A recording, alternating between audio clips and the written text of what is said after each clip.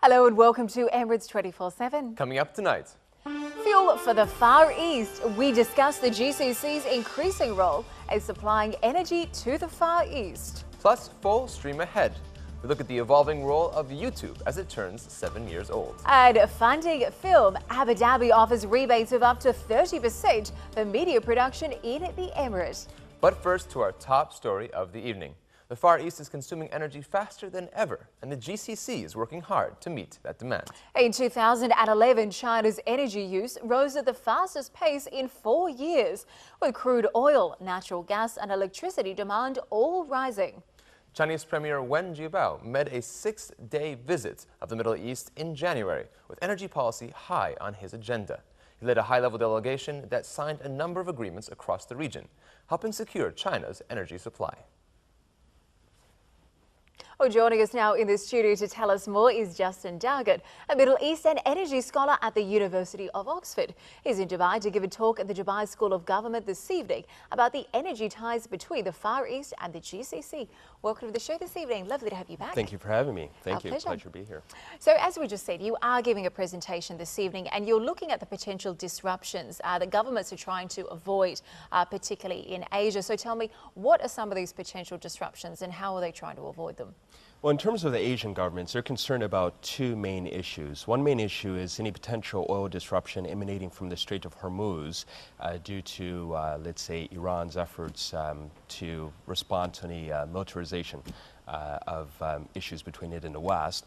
And the other issue is U.S. sanctions in terms of Iranian exports and putting pressure on Asian governments in terms of importing Iranian oil. So because of these two issues that are working in tandem, what the Asian governments are attempting to do, in particular we have China, South Korea, Japan, and also India, they're reaching out to the GCC in order to fill that gap. So as they're transitioning away from Iranian oil imports, they're attempting to increase imports from the GCC, and in particular from the UAE and Saudi Arabia. Absolutely. Well, it seems like a natural fit, obviously. Asian powerhouses have massive energy demands, and of course, we have the energy to supply to them. But I think there's also been a suggestion that this might lead to increased competition. I think it's something maybe you suggested in the past. Tell me a little bit more about why you think this might create a climate of competition. Well, there might be some competition in terms of the mid to long term. And what I mean by this is that if we look at natural gas production in the GCC, the cost of production is actually going to increase sometime soon, simply because of the unconventional gas which is going to be coming online. And if we look at Chinese plans to develop its shale gas, and more or less to replicate the American shale gas revolution, then we can see that China's plans for increasing shale gas production are immense. And by about 2020, China wants to be able to produce between 60 to 100 billion cubic meters of shale gas.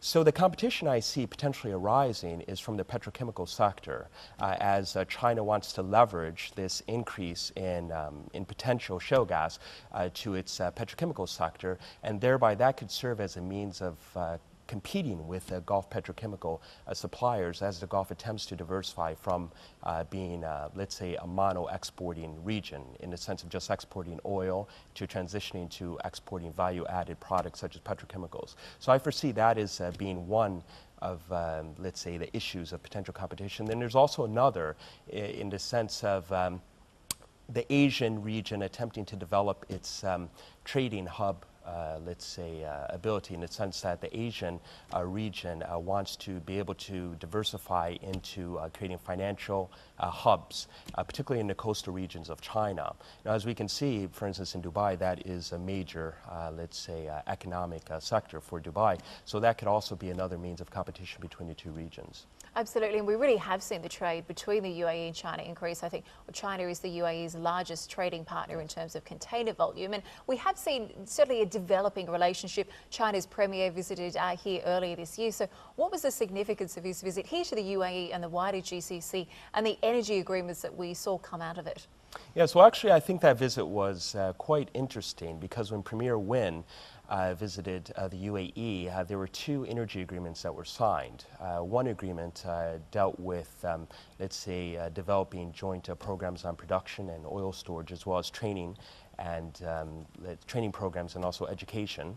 And then there's also another agreement, an MOU, a Memorandum of Understanding, that was signed in order to help the two countries be able to jointly produce and conduct research on renewable energy. And we have to understand that these two agreements came on the back of several previous agreements, actually from a couple of years ago. There was one which I think was actually quite revolutionary in terms of the Gulf, in the sense that China is now going to construct rigs for the UAE. So I think that that's quite significant. It was about a $218 million deal from that. That was in 2009.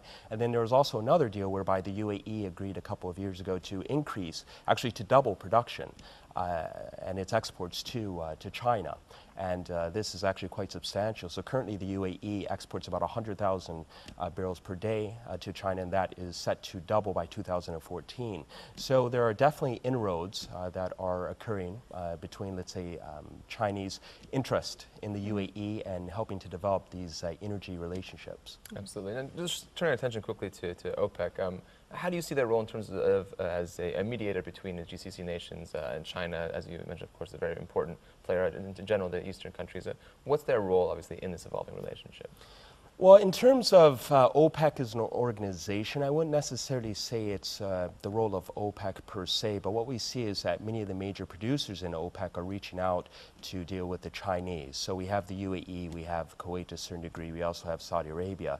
So because of these major stakeholders in OPEC that are taking the initiative to deal with China, then we see that OPEC is becoming increasingly important to the Chinese government as a means to help moderate any type of volatility within the international oil market. And then there's also another issue as well, in the sense that because China is increasingly attempting to transition away from Iranian imports, it's relying much more upon OPEC as an organization in order to meet that supply shortfall.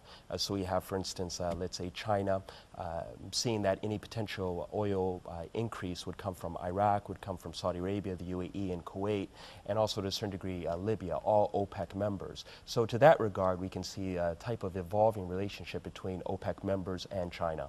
Absolutely. Well, of course, that's something that's very positive for us here in the region. Well, Justin, thank you so much for joining us Thank you for having when you're here in Dubai. Thank you. Thank you. Thank you. Well,